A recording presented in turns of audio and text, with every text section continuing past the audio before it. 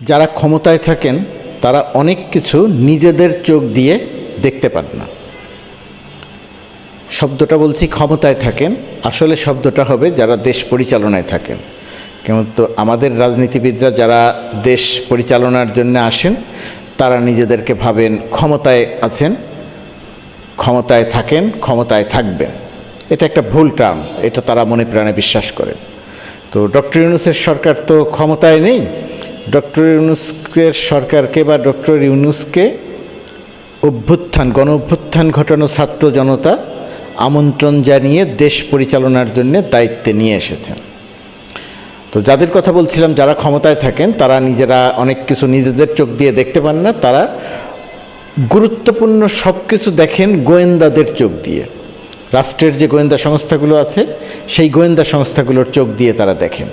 সেই গোয়েন্দা সংস্থাগুলোর চোখ দিয়ে দেখতে গিয়ে তারা সত্য ঘটনাগুলোকে, ন্যায্যতার দাবিতে যে আন্দোলনগুলো হয় সেগুলোকে, মানুষের বক্তব্য বা মানুষের মনোভাবকে, যখন ক্ষমতায় যারা থাকেন তারা যখন নিজেদের চোখ দিয়ে দেখেন না, নিজেদের কান দিয়ে শোনেন না, তারা যখন গোয়েন্দাদের চোখ দিয়ে দেখেন এবং গোয়েন্দাদের কান দিয়ে শোনেন, তাহলে আমি যে কথাগুলো বললাম সেই কথাগুলো হয়ে যায় কোট আনকোট ষড়যন্ত্র।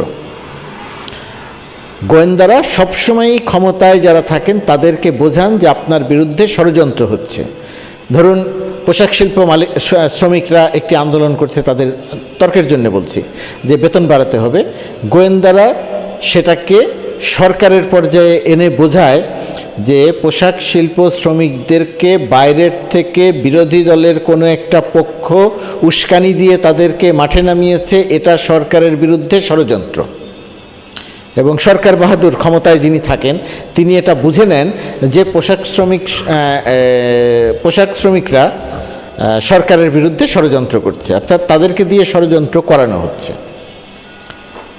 এই যে রাষ্ট্রীয় একটা মেকানিজম, তো ডক্টর মোহাম্মদ ইউনূসের সরকারের তো এরকম হওয়ার কথা না।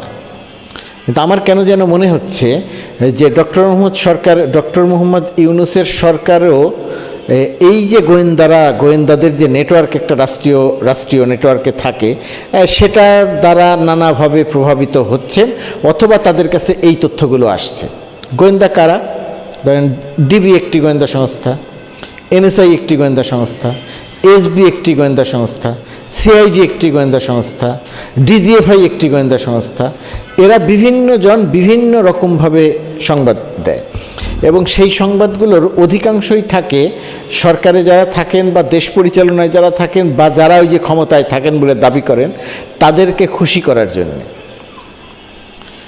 এই কথাগুলো কেন বলছি? আসলে এই কথাগুলো বলছি এই কারণে যে গত এই 1.5 মাসে পিটিয়ে হত্যার মতো অনেকগুলো ঘটনা ঘটেছে। গত 1.5 মাস বলতে ডক্টর ইউনূসের সরকার যতদিন পর্যন্ত দেশ পরিচালনায় আছেন সেই সময় পর্যন্ত প্রায় 20 জন মতো মানুষকে পিটিয়ে হত্যা করা হচ্ছে। এর মধ্যে সবচেয়ে যেটা খুব চাঞ্চল্য তৈরি করেছে সেটা হচ্ছে 3টি পাবলিক বিশ্ববিদ্যালয়ে 3টি হত্যাকাণ্ড ঘটেছে, অর্থাৎ 3 জনকে পিটিয়ে হত্যা করা হয়েছে। এটা নিয়ে গতকালকে বলেছি। রাজশাহী বিশ্ববিদ্যালয়ে সাবেক ছাত্রলীগ নেতা, পা হারানো ছাত্রলীগ নেতাকে পিটিয়ে হত্যা করেছে শিক্ষার্থীরা। ঢাকা বিশ্ববিদ্যালয়ে তোফাজ্জল, তাকে যে কিভাবে নির্দয়ভাবে পিটিয়েছে সেই বর্ণনা দেয়াটাও খুব কষ্টকর। প্রথমে তাকে পেটানো হয়েছে চুরির অপরাধে, তারপরে তাকে আবার কিছুটা সুস্থ করা হয়েছে, ভাত খাওয়ানো হয়েছে, সেটা ভিডিও করা হয়েছে। সে ভাত খেয়েছে, ভাত খাওয়ার পরে তাকে আবার পিটিয়ে হত্যা করেছে। মস্তিষ্ক বিকৃত সিরিয়াল কিলার ছাড়া কারো পক্ষে এই ঘটনা ঘটানো সম্ভব নয়। গ্রেপ্তার করা হয়েছে, এটা কিছুটা আসার খবর, কিন্তু যতই গ্রেপ্তার করা হোক, যদি ফাঁসিও দেয়া হয় তবুও এই ঘটনা মন থেকে মুছে যাবে না। জাহাঙ্গীরনগর বিশ্ববিদ্যালয়ে ছাত্রলীগের সাবেক একজন নেতাকে পিটিয়ে হত্যা করা হয়েছে। এই যে ঘটনাগুলো ঘটেছে, এই ঘটনাগুলো ঘটার পরে, বিশেষ করে রাজশাহী বিশ্ববিদ্যালয়ের ঘটনা ঘটার পরে সরকারের ভেতর থেকে যে প্রতিক্রিয়া প্রত্যাশিত ছিল আমরা সেই প্রতিক্রিয়াটা লক্ষ্য করিনি। ধারণা করি যে সরকারের কাছে যে গোয়েন্দা তথ্য গেছে বা সরকারের নীতি নির্ধারকরা বা সরকারের উপদেষ্টারা যে গোয়েন্দা তথ্য পেয়েছেন সেই গোয়েন্দা তথ্যই তারা বিশ্বাস করেছেন, সাধারণ জনমানুষের মনোভাব তারা বুঝতে পারেননি। স্বরাষ্ট্র উপদেষ্টা, আমি শুনেছি যে তিনি ভালো মানুষ, কিন্তু সামরিক বাহিনী থেকে এসেছেন, তিনি ক্যান্টনমেন্টের ওই ধারা থেকে বের হয়ে আসতে পারছেন না। তিনি বলছেন আমি নির্দেশ দিয়ে দিয়েছি। এখন ওই নির্দেশ যে কোথাও কার্যকর হচ্ছে না, তিনি সেটা বুঝতে পারছেন না। বিশ্ববিদ্যালয় পিটিয়ে হত্যা করা হচ্ছে, তার কোনো মানুষ আশ্বস্ত হবে এরকম কোনো বক্তব্য তার জায়গা থেকে পাওয়া যাচ্ছে না। খাগড়াছড়ি এবং রাঙামাটিতে যে নিপীড়ন নির্যাতন চলছে, গুলি করা হচ্ছে, বাড়িঘরে আগুন দেয়া হচ্ছে, জ্বালিয়ে পুড়িয়ে ছারখার করে দেয়া হচ্ছে, মানুষ মারা যাচ্ছে, কিন্তু স্বরাষ্ট্র উপদেষ্টার কোনো উপস্থিতি লক্ষ্য করছি না।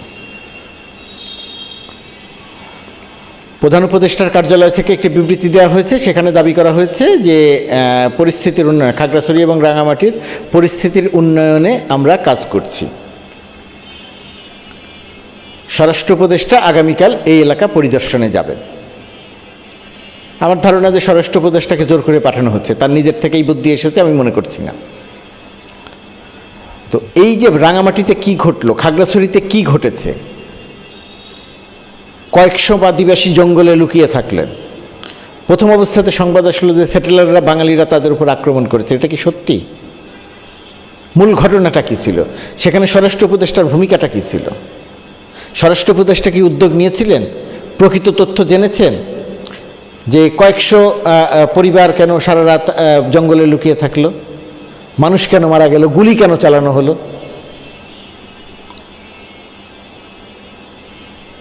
রাঙামাটিতে একই রকমের ঘটনা আমরা এখন লক্ষ্য করছি। আমাদের যে স্বরাষ্ট্র উপদেষ্টা আছেন, স্বরাষ্ট্র উপদেষ্টা এখনও ক্যান্টনমেন্টের ভেতরে থেকে মেজর জেনারেল হিসাবে অর্ডার দিয়ে যেভাবে কাজ করতেন, তিনি ডক্টর মোহাম্মদ ইউনূস সরকারের উপদেষ্টা হিসেবেও ঠিক একই প্রক্রিয়াতে কাজ করছেন বলে আমাদের কাছে মনে হচ্ছে। এই যদি কাজের প্রক্রিয়া হয়, তাহলে তার ব্যর্থতা পৃথিবীর কেউ ঠেকাতে পারবে না।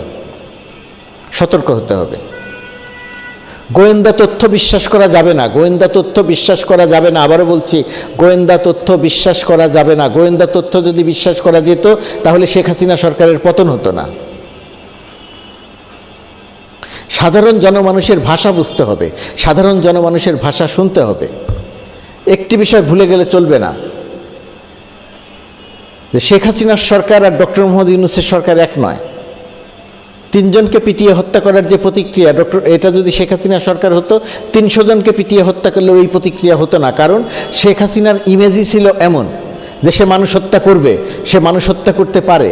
আর ডক্টর মোহাম্মদ ইউনূসের ইমেজ হচ্ছে একটা মানবিক ইমেজ, শান্তিতে নোবেল বিজয়ীর ইমেজ, যে মানবতার বাণী নিয়ে সারা পৃথিবী ঘুরে বেড়ান, যে মানুষের কথা শোনেন। গরিব মানুষের জন্য যিনি গ্রামীণ ব্যাংক গড়ে তুলেছেন, 1 কোটি মানুষের যিনি কর্মসংস্থান করেছেন, সেই মানুষটির সরকারের অবস্থার শেখ হাসিনার সরকারের সঙ্গে তুলনা করলে হবে না। শেখ হাসিনা যদি 100 মানুষ হত্যা করে, আর ডক্টর মোহাম্মদ ইউনূসের সরকারের সময় যদি একজন মানুষকে একটা চর দেওয়া হয়, তার এই চর দেওয়ার প্রতিক্রিয়া অনেক বেশি হবে। এটা বর্তমান সরকারকে বুঝতে হবে।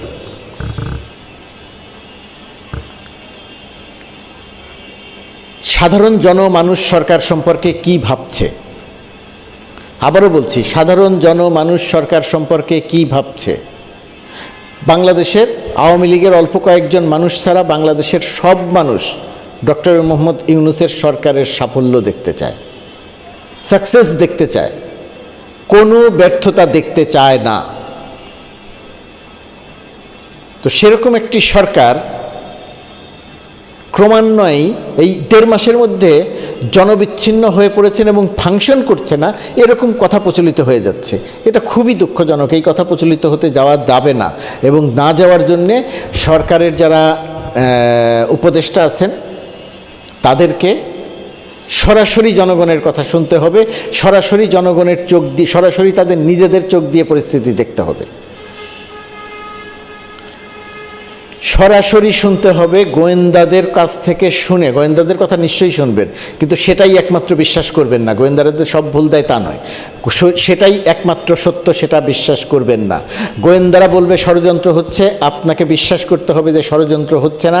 মানুষ কোনো না কোনো কারণে আমার বিরুদ্ধে বা সরকারের বিরুদ্ধে বা তার নিজের চাহিদার জন্যে মানুষ কিছুটা ক্ষিপ্ত হয়ে আছেন।